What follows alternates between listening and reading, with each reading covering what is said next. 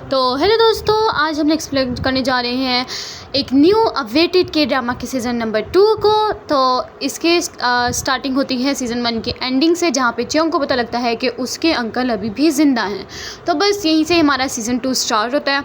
तो सीज़न 2 के एपिसोड 1 में हमें दिखाया जाता है उसकी स्टार्टिंग में कि एक आदमी होता है जिसका नाम बेल होता है, ठीक है। और वो ना जा रहे होते हैं कुछ काम वगैरह करने के, उसको अचानक से पीछे से एक बंदा रोक देता है और कहने लगता है कि सर आप कहाँ पे जा रहे हैं।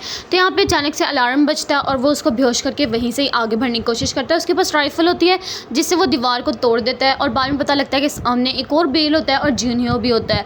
और बाद में हमें पता लगता है कि ये वाला जो बेल था वो असली नहीं था, उसका नाम जिनमैन था और जो सामने बेल होता है वो रियल होता है। यहाँ पर हमें दिखाया जाता है प्रीवियस सीन जिसमें जिनमैन की अपनी बॉडी को देख रहा होता है, जो कि इसकी नकली बॉडी होती है, और एक बॉडी होती है जो कि उसकी बाथ टब में पड़ी होती है। इसको लगता है कि जैसे ही कोई आ रहा है तो वो छुप जाता है। और यहाँ पे हमें जिनयोंग को दिखाया जाता है जो कि जिनमैन की बॉडी को देख के बहुत बुरी तरीके से हंस रहा होता है। इसके बाद हमें जिनवो को दिखाया जाता है जो कि ना जिनमैन से बात वगैरह कर रहा होता है कि जिनमैन की डेथ हो चुकी है और उसकी सिर्फ एक नीस है जिसका नाम जियान है और इसके अलावा और कोई भी नहीं है उसका। इसके बाद वो भी कह देता है कि चलो ठीक है, लेकिन अच्छे से उसकी तहकीक कर लो। इसके बाद हमें एक और बंदे को दिखाया जाता है जिसका नाम चोलसोंग होता है और एक और का नाम जिसका नाम पासिन होता है। और इसके पास ही आ जाते हैं जिनमैन के पास। कि नहीं, इन सब ने ना मिलकर ये प्लान बनाया होता है कि हम लोगों ने इसकी डेथ को फेक करना है और हम लोगों ने एक चीज़ को लेना है जो कि बहुत ज़्यादा इंपॉर्टेंट है। और इसलिए ना वो इस चीज़ को लेने के लिए ना एक ड्रोन भी भेजते हैं, लेकिन इतनी ज़्यादा हाई सिक्योरिटी होती है कि ड्रोन भी उसके काम नहीं आते। और वो होता है एक चीज़ जो कि पानी में एक सर्वर होता है, उसके अंदर बेल के सारे काले चिट्ठे लिखे होते हैं कि उसने कितने ज़्यादा मासूम लोगों को मारा और कितने आज तक उसको मिशंस मिले। अगर तो ये इनको मिल गए ना तो ये बेल के ख़िलाफ़ आसानी से इसको इस्तेमाल कर सकते हैं, लेकिन इसकी सिक्योरिटी की वजह से इसको अभी तक नहीं मिले हैं। लेकिन इनको बाद में पता लगता है कि इस सर्वर को चेक करने के लिए ना बार बार काफ़ी टाइम बाद ना मतलब कि एक मखसूस टाइम बाद एक आती है टीम जो कि उसको चेक करने के लिए आती है ताकि ये ख़राब ना हो सके, क्योंकि ये पानी के अंदर सर्वर है। तो ये लोग सोचने लगते हैं कि क्यों ना हम लोग यहाँ इसका फ़ायदा उठाएँ। इसके बाद ये लोग बेल का फेस का ना एक मास्क बनाते हैं जो कि जिनमैन ने यूज़ करना होता है। यहाँ पर जियान इसको कॉल करती है और पूछने लगती है कि मेरे अंकल कहाँ हैं। तो वो कहने लगता है कि उसकी डेथ हो गई है और यहाँ पर इसको बता देता है कि हाँ हमने उसकी डेड बॉडी दिखाई थी और वो मान चुकी है कि उसके अंकल की डेथ हो गई है। तो यहाँ पे ये भी मान जाता है और कहने लगता है कि ना पाइसन को कि मेरा 48 घंटे के अंदर ना क्या कहते हैं फ्यूनरल होने लगा है। तो यहाँ पे वो उसको हौसला देता है, कहने लगता है कि हम लोग ज़रूर इसमें कामयाब हो जाएंगे। इसके बाद हमें किम को दिखाया जाता है जो कि ना इसके सामने एक आदमी बैठा होता है, उसके पास ना वो कह रहा होता है कि सब मेरा ही फॉल्ट था, लेकिन वो कहने लगता है कि नहीं तुम्हारा कोई भी फॉल्ट नहीं था इसमें।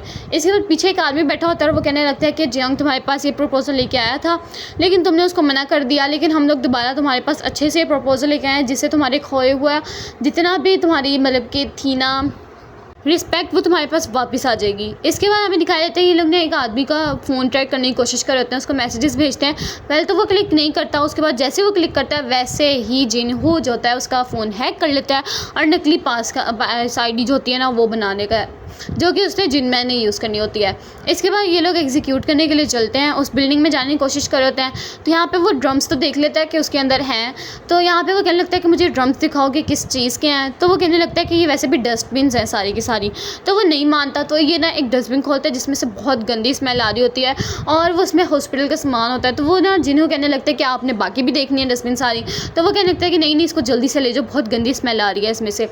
और हमें पता लगता है कि इसमें पार्सन और जिन्हो होता है। और इसके बाद हमें एक और लड़की को दिखाया जाता है जो कि कोरिया से यहाँ पे आई होती है और जिनमैन को इसका पता लग जाता है कि उसके साथ बहुत बुरा हो गया है, तो ना ये बता देता है पार्सन को। इसके बाद ना जिनमैन जो होता है वो कहने लगता है कि पार्सन और जिन्हो को ना वापस भेज दो।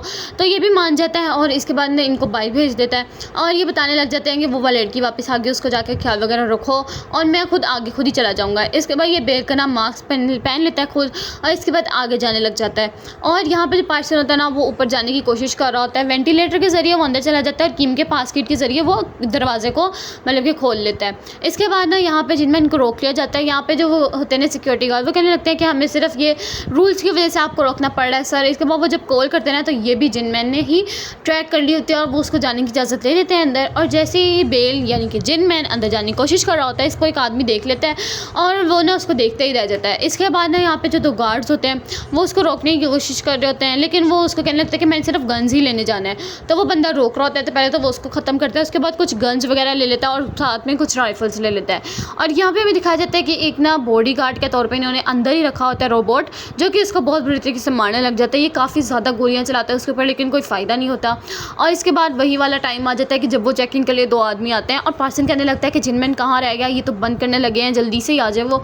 लेकिन वो नहीं आ रहा होता और इन्होंने ना पूरा चेकअप वगैरह कर लिया होता है। और जिस आदमी ने इसको जिनमैन को देखा था ना अजीब सस्पिशियस नज़रों से, वो कहने लगता है कि आप जल्दी से पता लगवाएं, बेल को ट्रैक करें कि वो कहाँ पे है। तो फाइनली ये काफ़ी ज़्यादा मार पीट के बाद वो उस रोबोट को हरवा देता है और जब ये अंदर आने लगते हैं ना गार्ड्स, तो वो इनको भी मार देता है।